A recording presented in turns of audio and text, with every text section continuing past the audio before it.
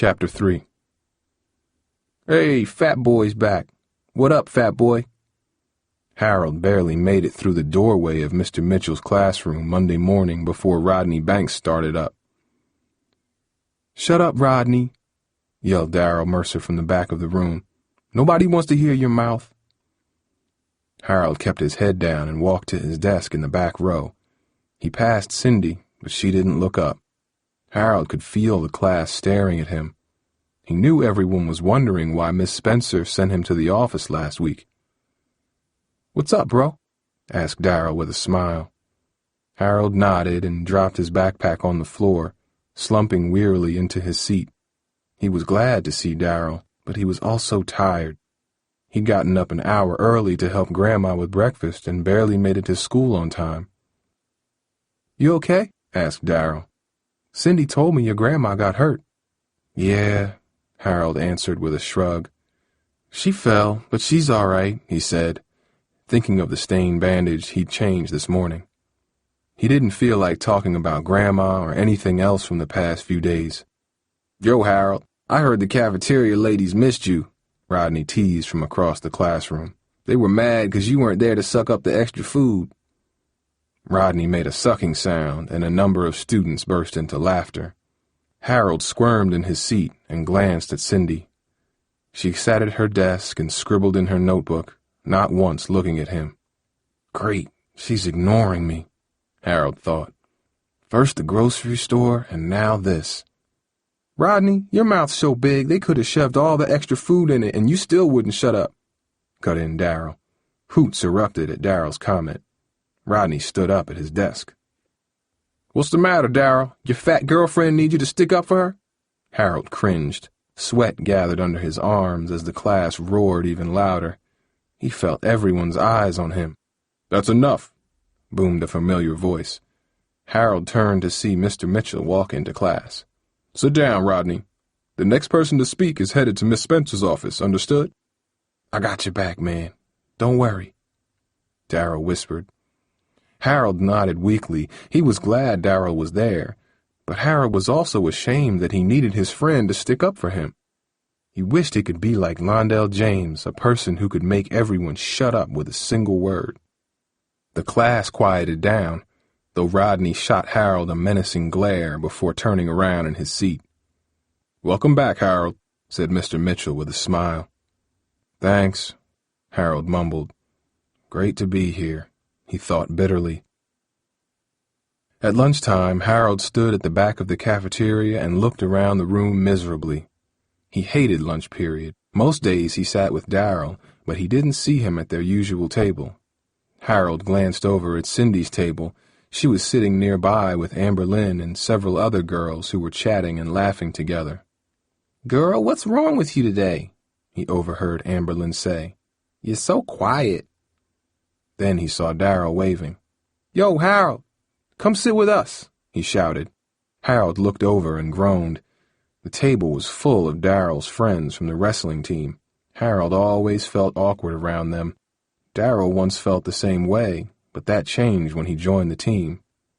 Sometimes Harold wondered why Darrell was still his friend. "Come on, man, hurry up. Let's eat," Darrell yelled. Harold forced himself to walk over and join them. "What's up?" he said quietly, to no one in particular.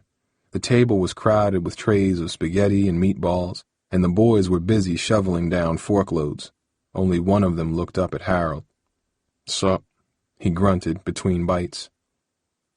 Darrell laughed. "Don't mind them. They're just hungry. Where's your lunch?"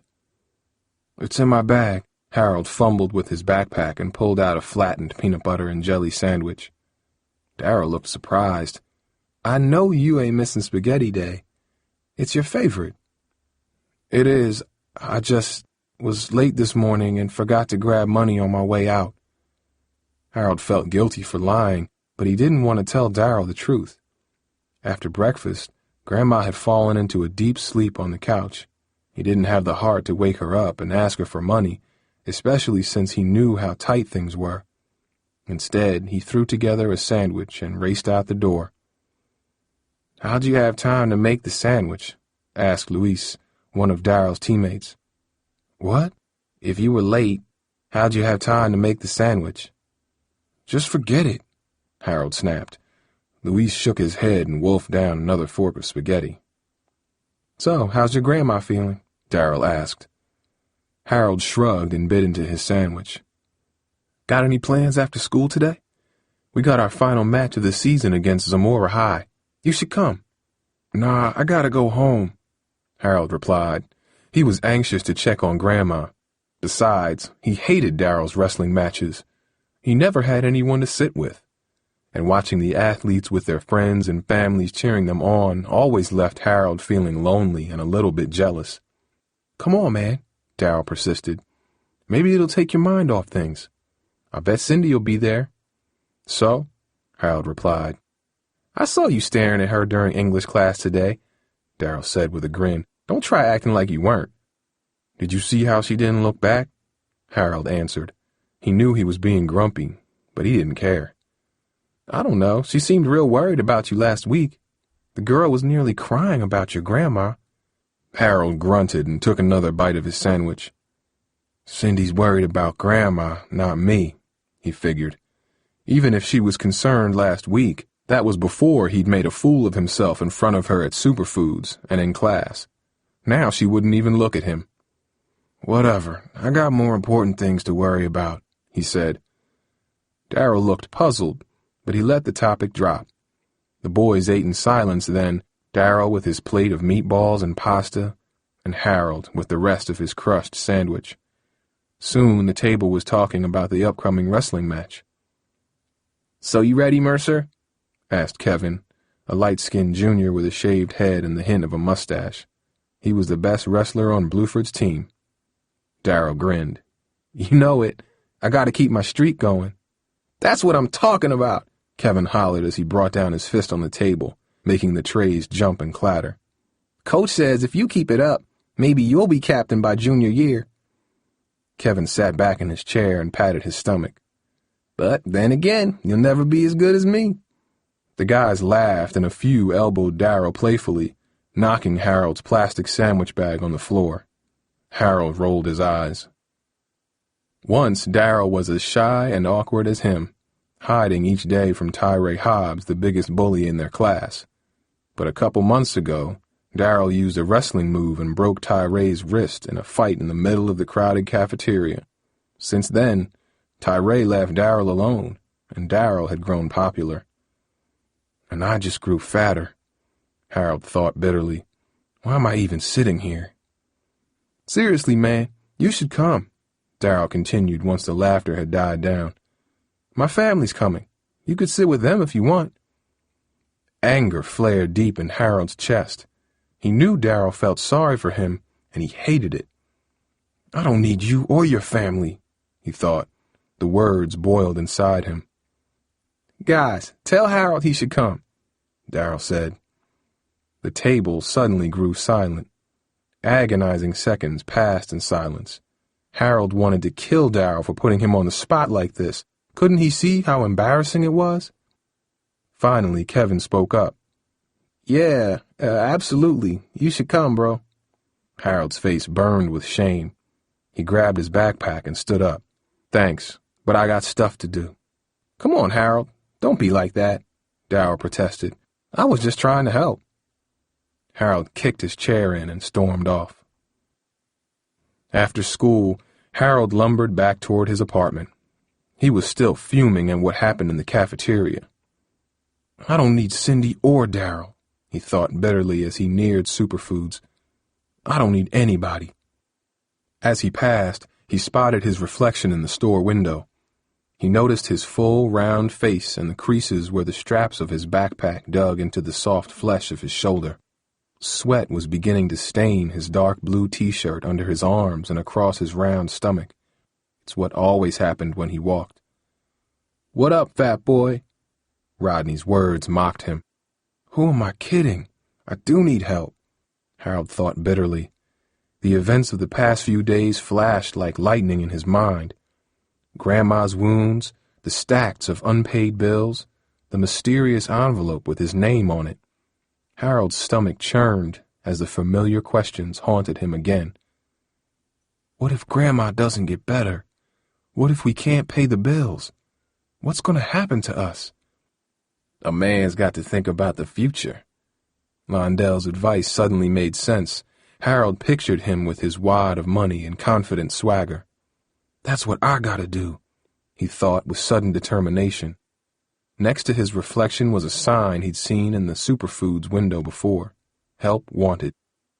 Harold remembered how Grandma told him not to get a job, but now it seemed like the only thing he could do. If Grandma couldn't pay the bills, they would have nowhere to live. And if he had money, he could afford all the medical supplies she needed. No more cheap bandages, no more borrowing money from drug dealers. Minutes later, Harold stood in the personnel office of Superfoods talking to George Marshall. He was the store manager, a stocky man about 40 years old, with a face that reminded Harold of a bulldog. Ever had a job before? He asked. No, sir, Harold answered nervously. Mr. Marshall talked very fast, as if he was needed urgently somewhere else. Live nearby? Yes, sir, just up the street and around the corner. Mr. Marshall took off his glasses and looked Harold over. You go to school? Yes, I'm a freshman at Bluford, sir. Live with your parents? No, sir, with my grandmother. Mr. Marshall frowned. I'll need a note from her. Is that a problem? Harold shook his head. No. Mr. Marshall sighed. You're too young to be a cashier. Stock boy. Minimum wage. That's all I got. I'll take it, Harold exclaimed. Thank you, sir. Harold could not hide his excitement. Finally, he'd be able to help Grandma pay for everything. I'll need you 3 days a week, Mr. Marshall barked, ignoring Harold's enthusiasm. Monday, Wednesday, Friday from 3 to 6. I expect you to be on time and ready to work. You can start Wednesday, he said, leading Harold out of the office. And wear a clean shirt, he snapped. Harold ran out the front door of Superfoods. He couldn't wait to tell Grandma about his new job. She'd object at first, but he was sure he could convince her that this was a good idea. He would help with the bills and still be home in time to make dinner and finish his homework. Then Grandma could concentrate on getting better. Harold was about to turn up his block when he heard a familiar voice holler. There's my boy. It was Londell James. He was parked at the curb in a gold Nissan sedan with deep tinted windows and sparkling rims that looked brand new. He seemed to be waiting for someone. How's your grandma doing? Harold shrugged. Not so good, huh? Londell said between drags of his cigarette. No groceries today? Nah, said Harold, embarrassed at the memory of the checkout line. I got a job, so I can take care of things from now on. For some reason, he wanted Londell to be impressed. For real? Where are you working? Here, at Superfoods. Londell smirked. Let me guess, for minimum wage, right? Yeah, so? Said Harold defensively. Londell shook his head as if he'd just heard bad news. Man, you're better than that. What do you mean? Harold asked, surprised that Londell seemed to praise him. Londell flicked his cigarette and checked his rearview mirror. I don't want to see you get taken advantage of. A smart kid like you could be something. Be successful. Make enough money to take care of himself. You can't do that working in a grocery store. Harold hadn't thought about it like that. I just want to make sure you get what you deserve. Londell continued, his sharp, dark eyes shifting from the rearview mirror to Harold, then back to the mirror. Harold's head was spinning. Moments ago, he'd felt happy and relieved. Now he wondered if he'd made a mistake by taking the job at Superfoods. Londell sat up in his seat and put the car into drive. It's your life, though, he said, preparing to pull away. But what else could I do? You could work for me, Londell suggested. I'll pay you 3 times what you'll make at this broke-down store. And, he added, leaning toward Harold for emphasis, you'd have a future. Harold was stunned. No matter what Grandma said, he respected Londell. No one laughed at him, and he didn't seem scared of anything. But Harold knew there was no way he could work for a drug dealer. All his life, Grandma told him about how drugs destroyed the families in their neighborhood, including Londell's. He even knew kids at Bluford, like Bobby Wallace, who'd gotten hooked. He didn't want any part of that. "No thanks," Harold stammered. I mean, I'm not like that." "Like what?" Londell asked defensively, with a slight flash of anger. "Like me? Like my brother? You think you're better than us?" Harold looked nervously at the ground. "No, I didn't mean nothing like that. It's just, I can't, I couldn't." "You'd be surprised at what you can do if you need to," Londell interrupted, his eyes intense and dark. "Maybe we're more alike than you think." Harold felt a chill run down his spine. Something about the way Londell was talking frightened him, but he also felt a rush of excitement, as if he was about to learn a secret. "None of us got parents, Harold," Londell said in a deep, rumbling voice. His words seemed to creep into Harold's skin and down his spine.